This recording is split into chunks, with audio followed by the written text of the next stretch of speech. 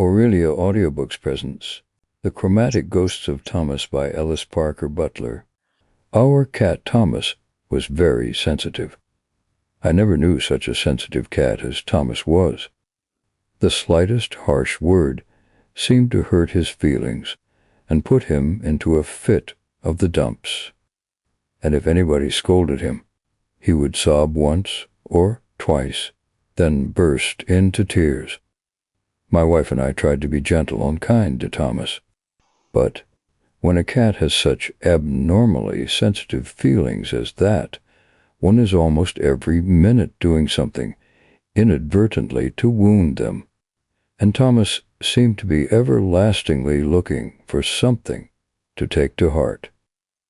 It got so that he wandered about the house from one week's end to another with a downcast, mournful expression, and it began to get on our nerves.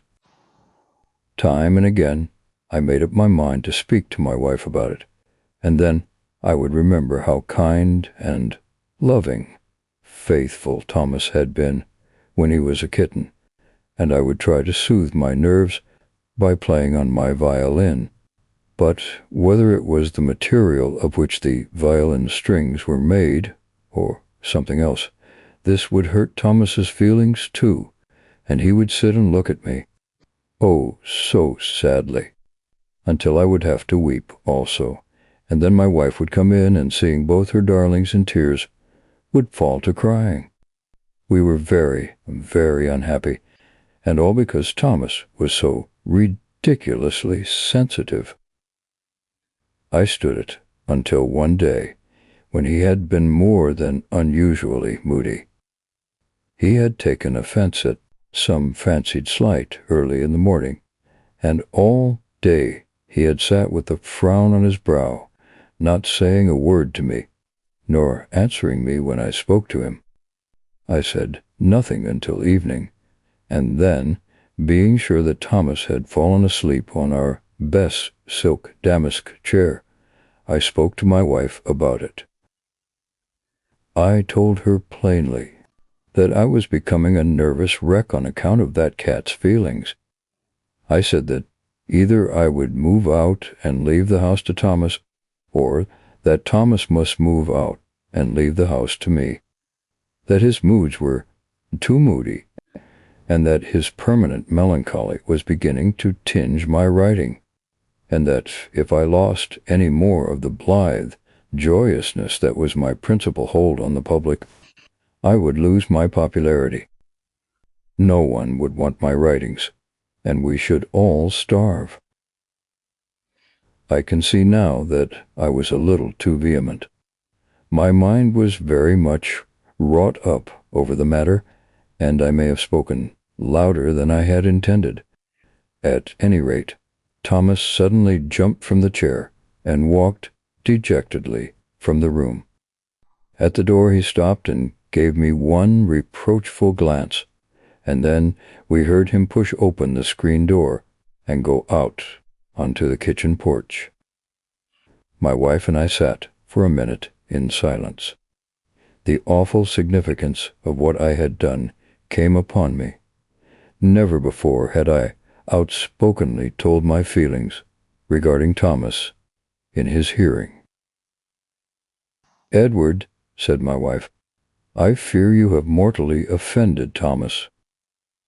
I pretended I was indifferent about what Thomas thought of what I had said, but at heart I was worried and ashamed. I knew I had said more than I had intended. In the heat of my words I had gone further than I should otherwise have gone. However, I doggedly set my mouth into firm lines and scowled. "Edward," said my wife anxiously, a few minutes later, "Thomas is very quiet out there. Don't you think you had better go out and coax him in? Hadn't you better go to the door and say a kind word to him? You know how sensitive he is, and—" She did not say the awful words, but we both understood what she meant. Thomas was in the exact condition of melancholy in which suicide suggests itself to the hypochondriac mind. I moved uneasily in my chair. I hated to beg the cat's pardon, for I felt that I was right in the quality of what I had said, even if I had made the quantity too large. I hesitated, and then I rose. At that moment my wife screamed, and I, strong man though I be, jumped nervously, for our straining ears caught the sound of a heavy body splashing into our rain barrel. For one terror-stricken moment, Mary and I stood looking at each other aghast. The next moment, I was dashing from the room. Wildly, impetuously, I ran to the rain barrel. Our worst fears had been realized. Thomas had committed suicide. My garden rake was standing near, and with it I hastily raked all that remained of poor misguided Thomas out of the rain barrel, and laid his dank body on the back porch. Poor Thomas. Mary came and stood beside me, and I threw my arms around her, and together we looked down at that gripping, lifeless form. When her first strong paroxysms of grief were over, I took her hand, and then, as we looked, Thomas quivered, staggered to his feet, and tottered into the kitchen. You may be sure that Mary and I were joyful. We got a huckaback towel and rubbed him dry. We dosed him with hot catnip. We stroked him gently and tickled him under the chin, where a cat loves best to be tickled. He revived quickly, and, strange to say, he seemed to bear me no resentment. In fact, he seemed to be a new cat. He had no recollection of what had passed between us, nor of his awful act. He was happy and blithe, as he had been when we first made his acquaintance, and he purred and smiled at us good-naturedly. We left him asleep by the kitchen fire, and Mary and I went into the parlor to talk the matter over. We decided we would be very good to Thomas in the future, for his suicide had been a lesson to us, and we knew that Thomas had only 8 lives more. No cat has more than 9 lives at the best, and we agreed that we must do all we could to cherish these 8 remaining lives. We sat in the parlor planning pleasant little surprises and gifts for Thomas, and evolving new ways of making him contented and happy, for we felt that our little home must be dull for a cat of Thomas's parts, with no children to amuse him, and we saw that we had been wrong to blame him for his melancholy. We should have made his life pleasanter and brighter, and should have tried to draw him out of himself more. So interested did we become that we were surprised to hear the clock strike midnight, for time goes so quickly when one is conspiring good deeds. As the last stroke of 12 sounded, Thomas bounded into the parlor. His eyes were glaring wildly. His limbs were trembling. Every hair on his body was standing erect. He backed between my feet and stared with horror at what seemed to us to be but the vacant air. He alternated between pitiful mewing and frantic spitting and clawing at the air before him. I suppose that he had awakened suddenly out of a bad dream, but when I bade him go to his usual bed in the kitchen, he pleaded so piteously to be allowed to sleep in our bedroom that Mary begged me to remember how near we had come to losing him, and I agreed to let him come with us. The permission seemed to give him pleasure, but all the way up the stairs he kept close to my feet, now and then looking back with evident terror, and while I was disrobing, he did not move an inch away from me. When I turned off the gas and moved toward my bed, I stopped short in amazement. In the black darkness of the room, I could distinguish Thomas by his two huge, terror-stricken eyes, but that was not what made me pause and tremble. Perched on the foot of my bed was a thin, phosphorescent form. It was a pale, blue, transparent cat, and its face was contorted into a diabolical grin. Through it I could see the frightened face of my wife. In every feature the ghost cat was identical with Thomas.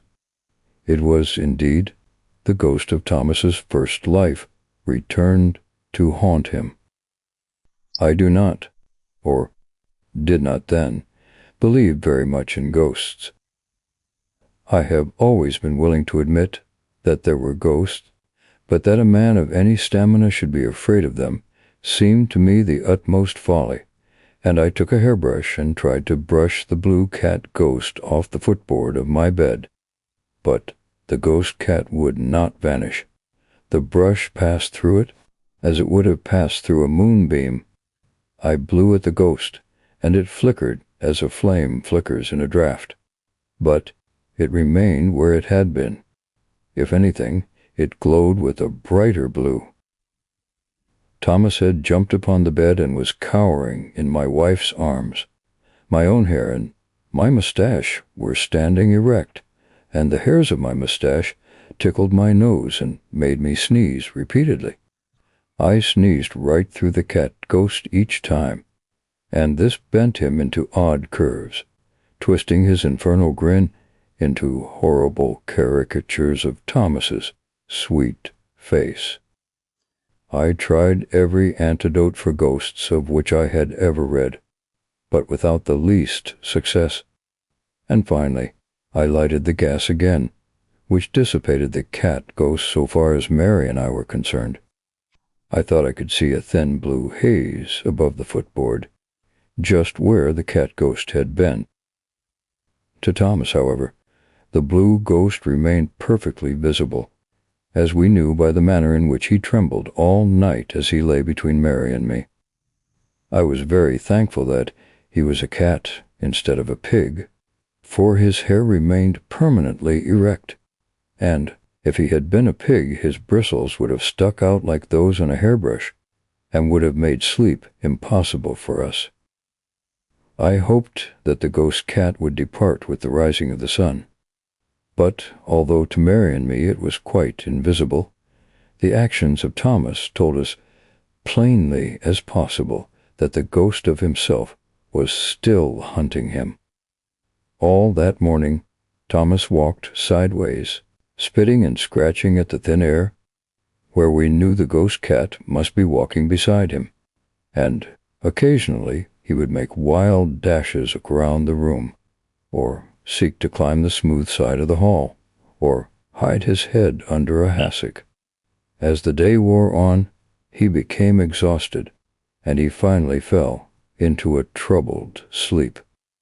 He slept several hours, until about 9 o'clock in the evening, and then he awoke with a blood-curdling scream, and dashed madly up the stairs. My wife and I darted after him, but we were too late to save the rash creature from the consequences of his folly. As we panted into the attic, we saw him dash madly through a pane of glass in the window under the eaves, and a moment later we heard him strike on the brick walk below. Poor Thomas. Once more he had been driven to that last resort of unfortunates, and had killed himself.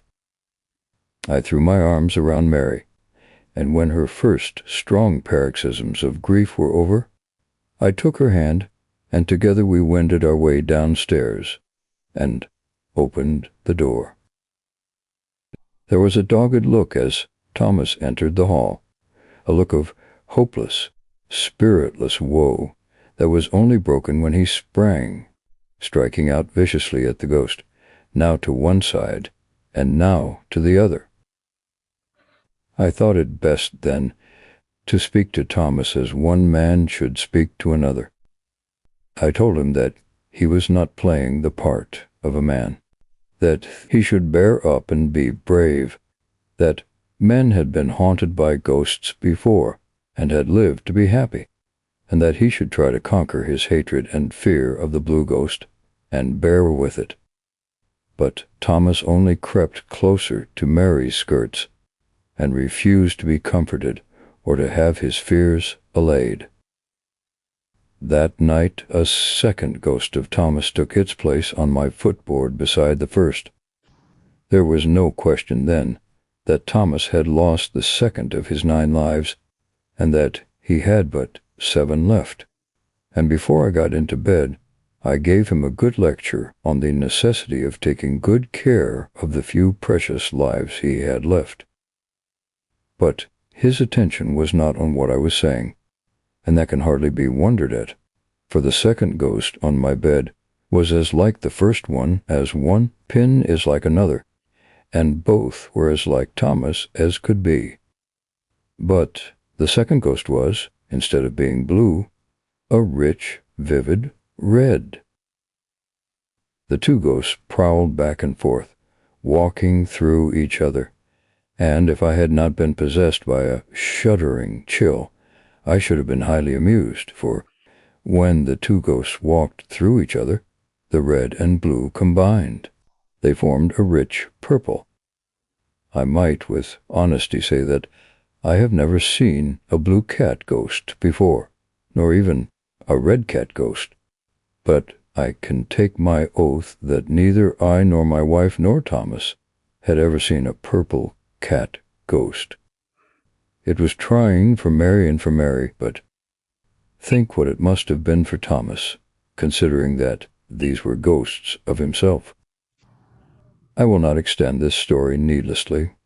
Anyone who wishes to read the complete details will find them in the report I wrote for the Society for Psychical Research.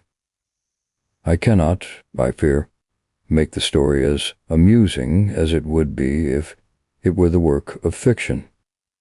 It would be amusing, no doubt, were I to go on to say that each night a new ghost of Thomas was added to the line of ghost cats that prowled on the footboard of my bed, until 9 ghosts of various hues were gathered there. Mr. John Kendrick Bangs would doubtless have sacrificed the truth in order to create just such a comical situation, for he is a humorist, and if a few vari-colored cat ghosts had had to roost on his bed, he would have seen something funny in them, and would have exaggerated the facts in order to make a little fun with the subject. But I have a reputation as a family man and as secretary of the Bone Park Improvement Association to maintain, and I cannot bring myself to pander to your love of amusement by any such mendacity. I must stick to the facts. Of course, I cannot deny that poor, dear Thomas committed suicide every day for 9 consecutive days, for that is the truth. In spite of all our efforts to prevent him, he managed each day to accomplish his fell purpose. I cannot deny that, on the 3rd day, he ate an abnormally large portion of rat poison, driven to desperation by the care that kills cats, nor that when, after Mary's first strong paroxysms of grief were over, Thomas staggered up our steps with only 6 lives remaining in him, there was a new ghost on footboard to greet him. Neither can I deny that when, on the 4th day, melancholy seized him, and he jumped into the oven of our gas stove, when the heat there was as great as is obtainable from our suburban gas, and perished miserably, my Mary was seized with a paroxysm of grief, for we loved Thomas, and it pained us to see him get into the dying habit. Nor shall I deny that he died by his own act on the 5th day, when he allowed our heavy front door to slam shut on his neck, extinguishing himself and causing my wife strong paroxysms of grief. And it would not be the truth if I did not say that, on the 6th day, Thomas, to the paroxysmal grief of my wife, chewed up and swallowed a lamp chimney, and died a wicked death. I trust, too, that my wife is as tender-hearted as any other woman, but I cannot deny that when on the 7th day we found Thomas hanged by the neck in our lovely $3.98 marked down from $5 rope portières, and dead, Mary's paroxysms of grief were less strong than Thomas had, perhaps, come to expect on such occasions.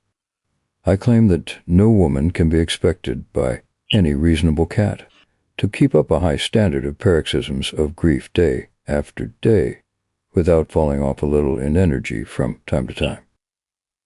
But Thomas was not a reasonable cat, and what he thought was Mary's indifference so affected him that on the 8th day he gnawed the rubber coating off an electric light wire and perished miserably. My wife hardly paroxysm at all, but it was another matter when, on the 9th day, poor dear Thomas snuffed out his last life by crawling under the sofa pillows of our almost oriental cozy corner, and there suffocated. Then we knew that poor Thomas was indeed lost to us. While 6 or 4 lives are left, there is still, as the proverb says, hope. But when the 9th life of a cat is gone, it is a dead cat. Our sweet, suffering Thomas had left us, and cannot deny that when Mary had recovered somewhat from her paroxysms of grief, we hoped we had seen the last of Thomas. These things I cannot deny, but at no time was our bedroom full of multicolored cats, walking through each other and perching all around the room. We had no such vision of a woe-begone Thomas, mournfully moving about the house, followed by his 8 ghosts of himself, in a long prismatic row. What really happened was this. On the 3rd night, a 3rd cat ghost of Thomas appeared, of a rich yellow color, and perched on my footboard. But the red and blue ghosts of the night before had permanently merged into one ghost of a rich purple. I do not try to account for this. I merely state it as a fact. And say that anyone who knows anything about color knows that red and blue combined make purple. On the 4th night, the purple ghost and the yellow ghost were joined by a new blue ghost of a rather stronger shade than the first blue ghost had been. But when a red ghost appeared on the 5th night, we found that the yellow and blue ghost had combined to form one green one. And then this red ghost and the green ghost amalgamated into one brown one. Thus it continued, a new yellow cat ghost materializing on the 6th night, only to mingle with a new red one on the 7th night, making a lovely orange-colored one, while on the 8th night a most peculiar cat ghost appeared that was what might be called a tortoise-shell, that ghost of all hues. We went to our room on the 9th night with considerable anxiety, not knowing what the last ghost of Thomas would be like.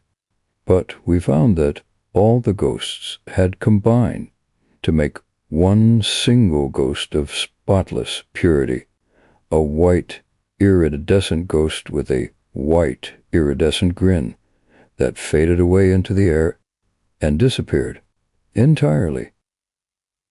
Perhaps truth is stranger than fiction. Perhaps you may consider this blending of the ghosts stranger than the congregating of 9 prismatic cat ghosts would have been. I can only say it is more logical.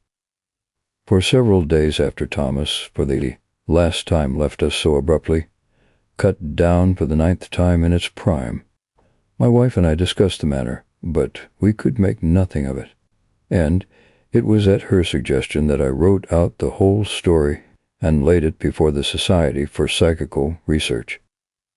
The conclusion that the Society reached was that in this the laws of ghosts was happily illustrated, for if every cat was allowed to send 9 distinct ghosts into the ghost round, the population there would soon be too catty. It was also pointed out that if each ghost of poor dear Thomas had been white, each would have been complete in itself, but that by being colored, they could only reach perfection and harmony by combining to form one white ghost.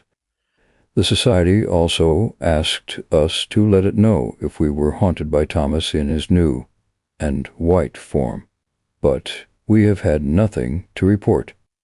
Occasionally, we awake at night to hear a soft patter of feet, or a weird rattle of plaster in the walls, or unearthly squeakings.